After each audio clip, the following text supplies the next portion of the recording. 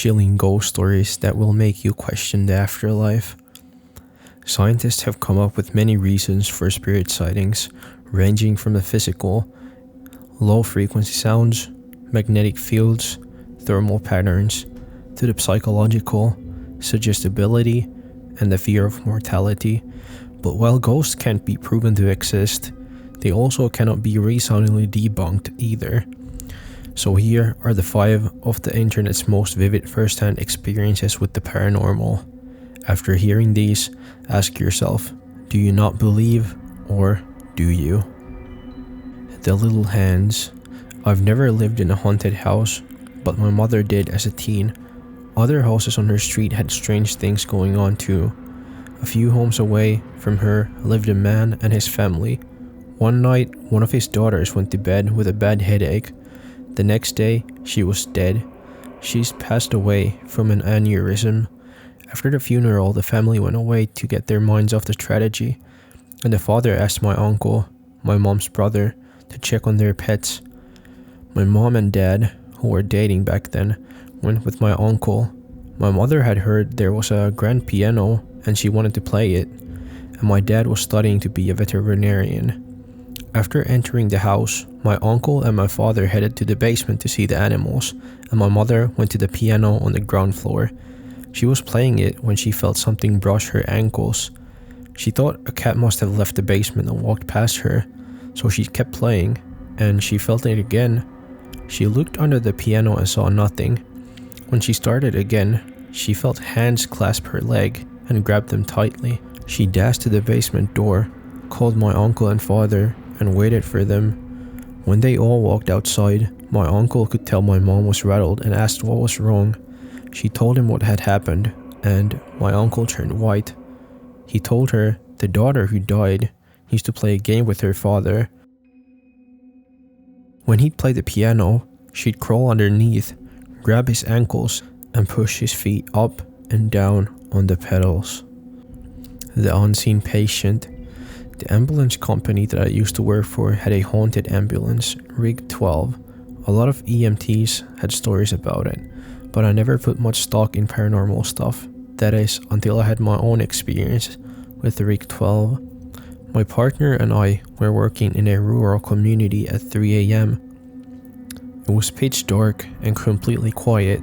We were both dozing. I was in the driver's seat and she was in the passenger seat. I woke up to a muffled voice and I thought my partner was talking. I told her I was trying to sleep and closed my eyes.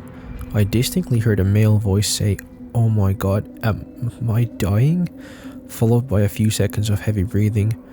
My partner and I sat up straight and looked back into the patient compartment where it sounded like the voice had come from. Things were quiet for a couple seconds.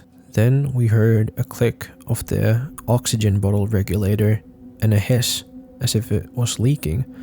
I turned on the lights and we ran out of the rig. I thought a transient might have climbed in while we were asleep, so we opened the door.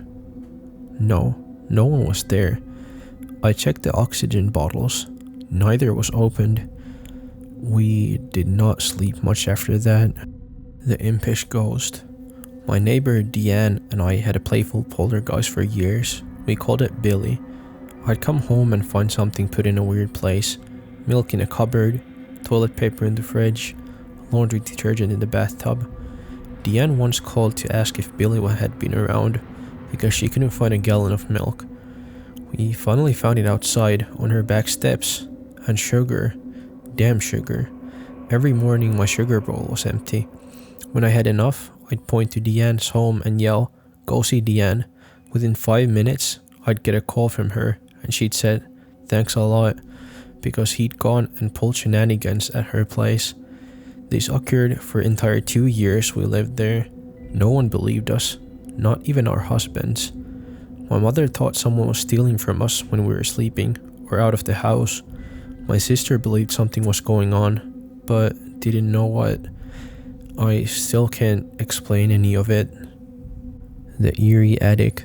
It seems so cliche to start by saying I don't believe in ghosts, but however, that's where I'm coming from. A few years ago, I moved into a 1-bedroom apartment in Melbourne, Australia. It was my first time living on my own. The apartment block had been built in the 1930s, and I'd been there for a few months.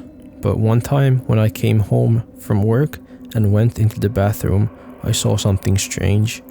The wooden board covering a hole in the ceiling that led to a small attic space was broken in 2 pieces on the ground. I examined the broken pieces. The board was an inch thick, and it would have taken a Bruce Lee to break it. I thought the landlord had sent someone to work on the attic. I was frozen stiff with fear. I thought someone is up there, for sure. I emailed the pictures to the landlord asking if anyone had been there, with an undertone of annoyance, since she hadn't warned me. Her reply read, "Please call me as soon as you're able to." I called and she explained that her last 2 tenants had said the same thing had happened. She promised to replace the board, and she did. A month later, I woke up one night around 4 a.m. I had so many goosebumps. It felt like someone was rubbing his or her hands on me. Everything was silent, but then I heard this sound coming from above my bed. It was a dragging sound, like someone pulling a sack of potatoes. I was frozen stiff with fear.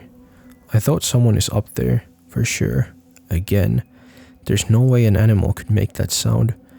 After 5 minutes, I managed to work up the courage to turn on the light and walk to the bathroom.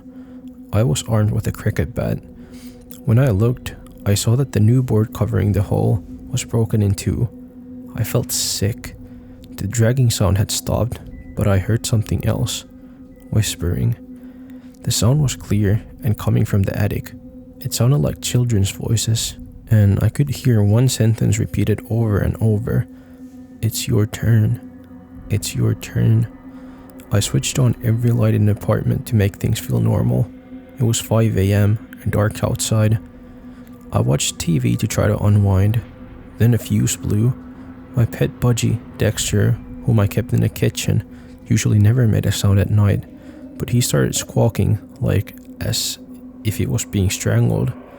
I never heard him make those sort of noises. He was screaming. I grabbed my car keys, ran out, sat in my car, and waited there until the sun came up. When I saw people walking their dogs, this comforted me enough to go back in. The front door was open, but I thought I hadn't closed it when I'd run out. I went to the kitchen to check on Dexter, and he wasn't in his cage. I felt sick again. All my windows were closed, so I looked everywhere inside. When I walked into the bathroom, I heard splashing. Dexter was half drowned in the toilet. I took him out, washed him, and dried him. I was so confused. At 8 a.m., I called the landlord and gave her a watered-down version of the night. "Oh wow, you heard the whispering too," she said. I stayed in the apartment for another 18 months. I heard the whispering on a few occasions, and twice the board covering the hole in the ceiling moved. Although I live elsewhere, the landlord recently called. She said that her 2 new tenants had begged to speak with me about some of the stuff that's been going on there. Forget it. It's their problem now. The boy with no eyes.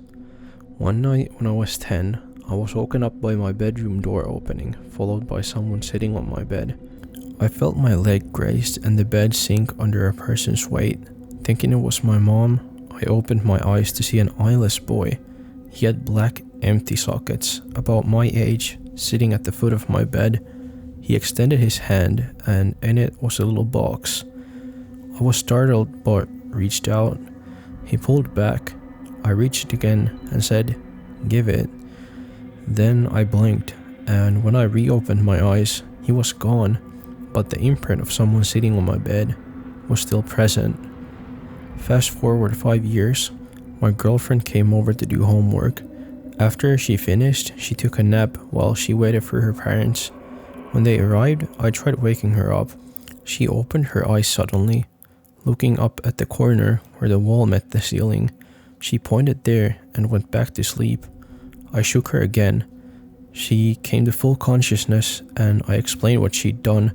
She said, "Up on the wall, I saw a little boy with no eyes. He was there in a Spider-Man pose, staring at me." I freaked out and told her my story about the same kid. Fast forward another 5 years. I was with the same girlfriend, and we had a 2-year-old. We were living in my parents' house in my old room. My daughter started waking up at the same time every night and she'd talk.